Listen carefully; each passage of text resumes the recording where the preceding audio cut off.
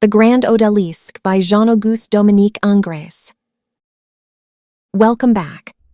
Today we're looking at one of the most provocative and technically fascinating paintings of the 19th century, La Grande Odalisque, painted in 1814 by the French Neoclassical master Jean-Auguste-Dominique Ingres.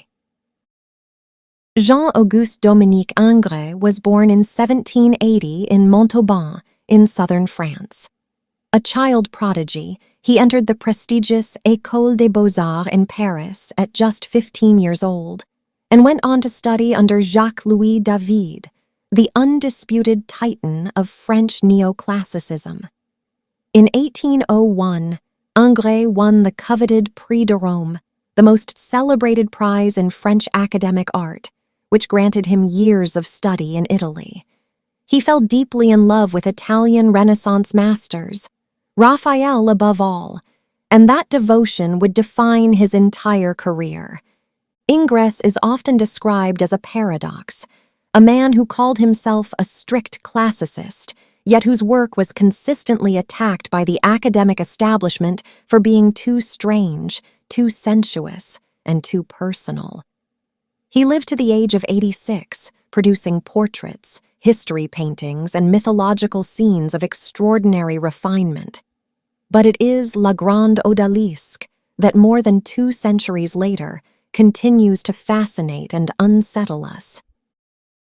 The word odalisque comes from the Ottoman Turkish, referring to a female slave or concubine within a harem.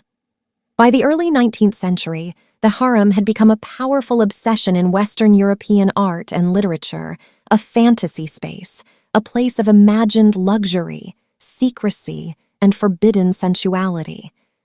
This genre became known as Orientalism. Ingres painted this work on commission from Napoleon's sister, Caroline Murat, Queen of Naples. It was never delivered to her, and the painting was exhibited at the Paris Salon of 1819, where critics were immediately divided, not about its subject matter, but about its body. Look at her. She reclines on a luxurious divan, her back turned toward us, her face glancing over her shoulder with an expression of cool, almost indifferent composure. She holds a peacock feather fan, and beside her lie the symbolic objects of an Oriental fantasy: a hookah pipe, silk draperies in deep teal and gold, a jeweled headdress, and richly embroidered cushions. The figure is rendered with absolute mastery of surface. Her skin has an almost porcelain smoothness. Ingres was famous, even notorious for this. He believed that paint applied with visible brushwork was a distraction from ideal beauty. So he polished and refined until the surface became something closer to ivory than to flesh. But here is where the painting becomes truly strange. Critics at the 1819 Salon immediately noticed something anatomically impossible. The odalisque's back is far too long. She appears to have 2 or 3 additional vertebrae. Some scholars count as many as 5 extra. Her left arm is stretched to an impossible length. Her hips are tilted at an angle that defies skeletal reality. And yet, astonishingly, the figure does not look monstrous. She looks perfect. This is the central tension of Ingres' art, and of this painting in particular. He was not ignorant of anatomy. He had trained rigorously, drawn countless life studies, absorbed the masters. He distorted the body on purpose because he was not painting a body. He was painting an ideal. He was constructing a form whose beauty operates by its own internal logic, not by the logic of bones and muscle. This connects Ingres, paradoxically, to 2 very different artistic traditions. On one hand, he descends from the great elongated figures of mannerism, painters like Parmigianino, whose famous Madonna with the long neck pursues the same kind of impossible, tranquil grace. On the other hand, Ingres anticipates modernism. When Picasso, Modigliani, and Matisse began deliberately distorting the human figure in the early 20th century, They were doing something that Ingres had already done, but quietly, under the respectable cover of Neoclassicism. Step back and look at the composition as a whole. The palette is rich, cool, and deeply deliberate. The dominant note is blue, a saturated velvety teal in the heavy curtain at the right, repeated in the cushions behind the figure. This blue anchors the painting emotionally, giving it a mood that is simultaneously opulent and melancholy. Against this cool backdrop, the figure's warm ivory skin becomes even more luminous. Ingres understood contrast not just as a technical device, but as a psychological one. The warmth of the body against the coolness of the environment creates a subtle tension, as if the figure radiates her own inner light, separate from the decorative world surrounding her. The darkness of the background is also significant. There is no identifiable room here, no architectural detail.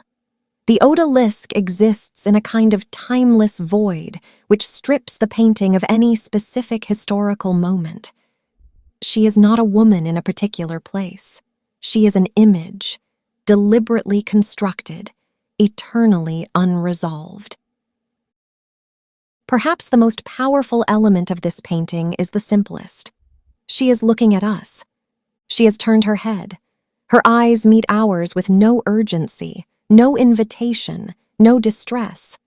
She looks back with the absolute composure of someone who knows they are being watched and has decided on her own terms how to respond. There is sovereignty in that gaze, even within the context of a subject, the harem slave, who was intended to represent the ultimate in male fantasy and female passivity. Scholars have argued for decades about how to read this.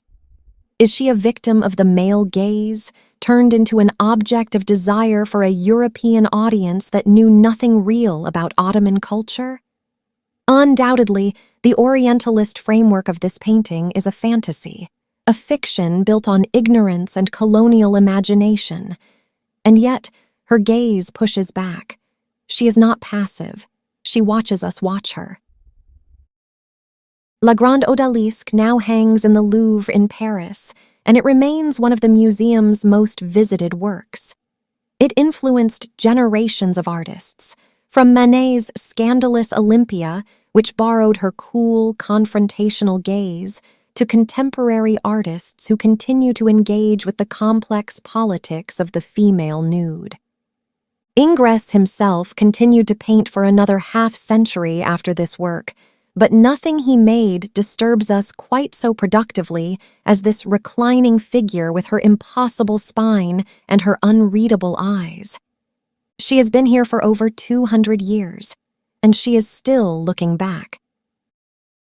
If you enjoyed this analysis, subscribe for more deep dives into the history of art. Leave a comment. I'd love to know what you see when you look at her.